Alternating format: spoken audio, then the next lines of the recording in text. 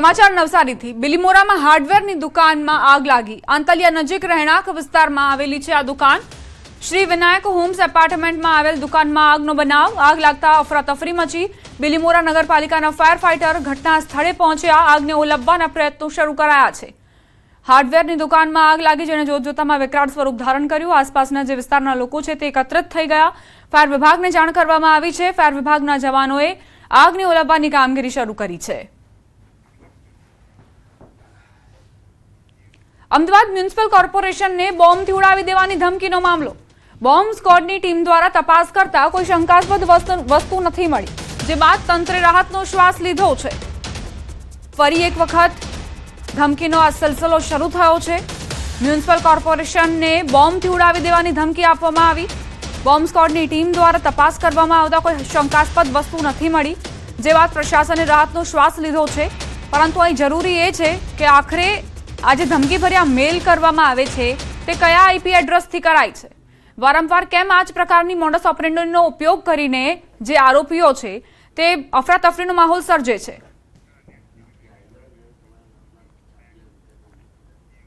મોરબીના હળવદના કડિયાણા ગામની સીમમાં દેશી દારૂની ગેરકાયદે કારોબાર સામે જનતા રેડ। તે દરમિયાન ગ્રામજનોએ સ્થળ પરથી અંદાજે 12 જેટલા કેરબા ઝડપી પાડ્યા। સ્થાનિકોનો આરોપ છે કે છેલ્લા ઘણા સમયથી અહીં દેશી દારૂ બનાવવામાં આવે છે। બીજી તરફ જનતા રેડ બાદ પોલીસની કામગીરી પર પણ સવાલ ઉઠ્યા છે। જો જનતા ત્યાં પહોંચી શકતી હોય તો આખરે પોલીસ શું કરી રહી હતી? શું અહીં પોલીસ આ બુટલેગરો પાસેથી હપ્તા વસૂલે છે એટલે કોઈ કાર્યવાહી નથી કરી રહી? કડિયાણા ગામની સીમમાં દેશી દારૂ ઝડપાયો છે। આ ગેરકાયદે કારોબાર ઝડપાયો છે। ત્યાં જનતા પહોંચી, જનતાએ કઈ રીતે ખોદકામ કરીને અંદરથી કેરબા કાઢ્યા છે તે આપ જુઓ। બુટલેગરનું મગજ તો જુઓ, તેણે આ કેરબા છુપાવવા માટે અહીં ખોદકામ કરીને ખાડા ખોદીને તેની અંદર કેરબા છુપાવ્યા હતા। પરંતુ જનતા જ્યારે પહોંચી, લોકોએ અહીં ખાડા ખોદીને એ કેરબા બહાર કાઢ્યા।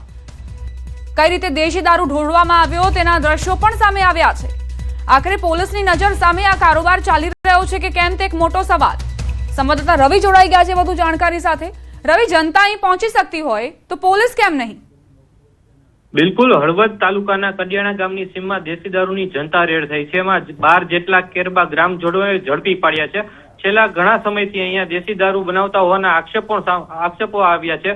જનતા રેડથી પોલીસની કામગીરી સામે અનેક સવાલો પેદા થયા છે। અગાઉ પણ આજથી 15 દિવસ પહેલા પણ ભાજપનો એક નેતા છે તે દેશી દારૂની ભઠ્ઠી ચલાવતા ઝડપાયો હતો। તેની પર ગુનો પણ દાખલ કરવામાં આવ્યો હતો। ફરી એક વખત અત્યારે કડિયાણા ગામની સીમમાં કડિયાણા ગામના લોકોએ જનતા રેડ કરી અને દારૂનો વેપલો બહાર પાડ્યો છે। ત્યારે સ્થાનિક પોલીસ ઉપર ચોક્કસ સવાલો પેદા થઈ રહ્યા છે। આભાર રવિ, જાણકારી આપવા માટે। તો બુટલેગરોને કાયદાનો કોઈ જ ડર રહ્યો નથી। તેમાં ગેરકાયદેસર કારોબાર ચાલી રહ્યો હતો, પરંતુ જનતા જ્યારે અહીં પહોંચી ત્યારે કેરબા કાઢવામાં આવ્યા અંદરથી। જમીનની અંદર આ કેરબા દાટેલા હતા। કેરબા કાઢીને દારૂ જે છે તેનો નાશ કરવામાં આવ્યો છે। સવાલ અહીં એ કે જનતા અહીં પહોંચી શકતી હોય, આ બુટલેગરો સામે બાથ ભીડી શકતી હોય તો પોલીસ શું કરી રહી હતી?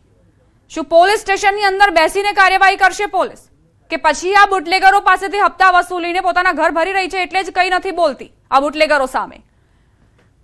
દેશી દારૂના અડ્ડા પર જનતા રેડ કરવામાં આવી। 12 જેટલા કેરબા ઝડપી પાડવામાં આવ્યા। લાંબા સમયથી આ ભઠ્ઠી ધમધમતી હોવાનો આરોપ છે। સ્થાનિક જે લોકો છે તેઓ બરબાદ થઈ રહ્યા છે। કેટલાક એવા પણ યુવકો છે કે આ બુટલેગરો પાસેથી દારૂ ખરીદી પોતાનો જીવ જોખમમાં મૂકી રહ્યા છે। દરરોજ આ દેશી દારૂનું સેવન કરીને બીમારી પોતાને આમંત્રણ આપી રહ્યા છે બીમારીઓને। સાબરકાંઠાથી સમાચાર। હિંમતનગરમાં દારૂબંધીના ધજાગરા। સ્ટેટ હાઈવે પર દારૂની હેરાફેરીનો પર્દાફાશ। બુટલેગરનો મોપેડની ડેકીમાં દારૂ મૂકતો વિડીયો સામે આવ્યો। બુટલેગર ડેકીમાં દારૂ રાખીને વેચાણ કરતો હતો। વિડીયો બનાવનારે બોટલ રસ્તા પર ફેંકી દીધું। પોલીસે આરોપીની શોધખોળ શરૂ કરી છે। હિંમતનગરમાં દારૂબંધીના ધજાગરા ઉડાવતો આ વિડીયો જુઓ। સ્ટેટ હાઈવે પર દારૂની હેરાફેરીનો પર્દાફાશ થયો છે। બુટલેગરનો મોપેડની ડેકીમાં દારૂ મૂકતો વિડીયો સામે આવ્યો છે। બુટલેગર ડેકીમાં દારૂ રાખીને તેનું વેચાણ કરતો હતો। આ બુટલેગરને કોઈ જ ડર નથી। તે પોતાના ગ્રાહકોને આ ડેકીમાંથી છુપાવીને લાવેલો દારૂ વેચતો હતો। હવે તેનો વિડીયો સામે આવ્યો છે। આશા રાખીએ કે પોલીસ ઝડપથી કાર્યવાહી કરે, જેથી આ બુટલેગર ફરીથી સક્રિય ન થાય, ફરીથી એક્ટિવ ન થાય।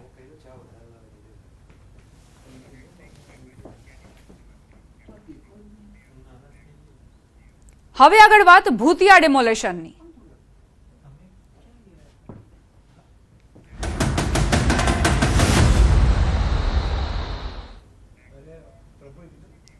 સુરતના નાસિરનગરમાં થયેલા ભૂતિયા ડિમોલેશનના મામલાને લઈને ડિમોલેશન દરમિયાન મહાનગરપાલિકા અને પોલીસ હાજર ન હોવાનો આરોપ કરવામાં આવ્યો છે.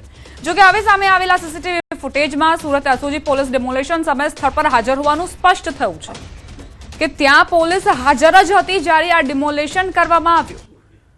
ભૂતિયા ડિમોલેશનને લઈને આ મોટો ખુલાસો. ડિમોલેશન દરમિયાન મહાનગરપાલિકા અને પોલીસ હાજર ન હોવાનો આરોપ મૂકવામાં આવ્યો હતો. સંવાદદાતા કીર્તેશ જોડાઈ ગયા છે વધુ જાણકારી સાથે. કીર્તેશ, સીસીટીવીની શું હકીકત? નાસિરનગરના ભૂતિયા ડિમોલેશનનું ભૂત પકડાતું નથી, ત્યાં તો એક પછી એક વિવાદ આવી રહ્યો છે. ત્યારે હવે નાસિરનગરના લોકોએ ડિમોલેશન સમયે મહાનગરપાલિકા પોતે હાજર નથી, પોલીસ બંદોબસ્ત માંગવામાં નતો હોવાની વાત કરી રહી હતી. ત્યારે હવે સીસીટીવી સામે આવ્યા છે કે જ્યાં પોલીસનો મોટો કાફલો જોવા મળી રહ્યો છે.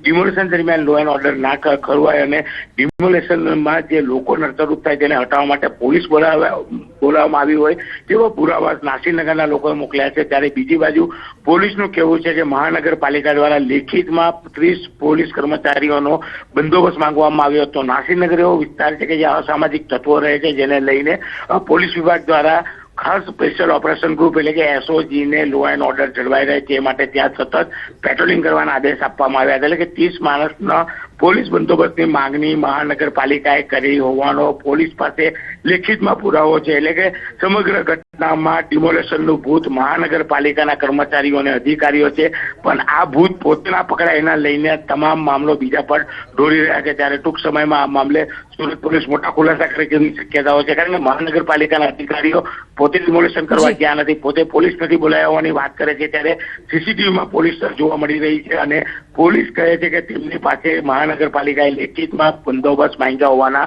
પુરાવા છે. આભાર કીર્તેશ જાણકારી આપવા માટે.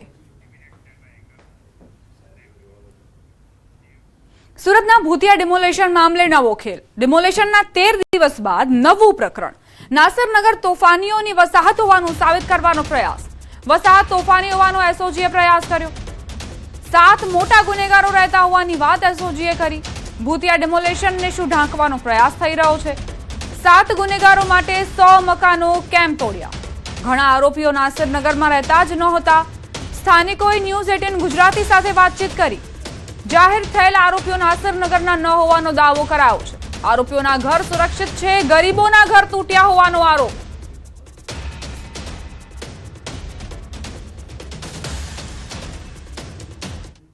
ભૂતિયા ડિમોલેશનનું ભૂત તો પકડાતું નથી, પણ હવે આ નાસિરનગરના ડિમોલેશનમાં એક નવું ભૂત સામેલ થયું છે. 7 જેટલા ગંભીર પ્રકારના આરોપીઓ છે તે નાસિરનગરમાં રહેતા હતા અને ગુજરાતમાં દાદાનું બુલડોઝર અસામાજિક તત્વોના મકાન ઉપર અને સરકારી જમીન પર કબજો કરતા હોય તેવાના મકાન ઉપર બુલડોઝર ફરતું હોય છે. ત્યારે આ વિવાદમાં હવે સુરત પોલીસ 12મા 13મા દાડે કૂદી છે અને આરોપીઓના ઘર તોડ્યા હોય તેવા પ્રકારની साबित करने प्रयास कर रहे थे. स्थानिक लोग આપણે એમની સાથે વાત કરીએ. जो 7 आरोपी है वो नासिरनगर में रहते थे, क्या कहोगे? इसमें से एक ही बंदा नासिरनगर में रहता है जो गैरेज में अभी काम करता है, बाकी एक भी बंदा नासिरनगर में रहता थी नहीं. और ये जो लोग जहाँ रहते हैं अभी उन लोग के घर में एकदम सेफ है. सिर्फ हमारे घर तोड़े અને આરોપીઓ का નામ લગા દીએ ને આ જે નામ બતાવેલું છે ને એ નામમાંથી કોઈ અહીંયા આરોપી નામ છે સમીરભાઈ ને જે સમીર માંડવા અને મોહસિનભાઈ ને બધા જે નામ લીધેલા છે એમાંથી કોઈ બી આરોપી અહીંયા નથી રહેતો. ગુજરાત જે આપણે પોલીસવાળા જે કહે છે કે અહીંયા આરોપીઓ રહેતા હતા, તો તમે જો માનો કે એને કર્યું હોય તો તમે એ લોકોના ઘરને બુલડોઝર ચડાવો ને. એમના ઘર તોડ્યા છે ખરા? એ લોકોના ઘર સલામત છે ને અમે એમ નથી કહેતા કે તમે જઈને એમના ઘર તોડો, પણ એમના કાયદાના હિસાબે જે કાર્યવાહી કરવી તે તમે કરો. પણ એ લોકો અહીંયા નહીં રહેતા હતા. એ લોકોના નામ લઈને ફક્ત આને આપણે શું કહેવાય કે એને બાંધ પીછોડ કરવામાં આવે છે. તમારે તોડવું હતું તો એ લોકોના ઘર તોડવાના હતા. એ લોકોમાંથી કોઈ બી અહીંયા રહેતું નથી.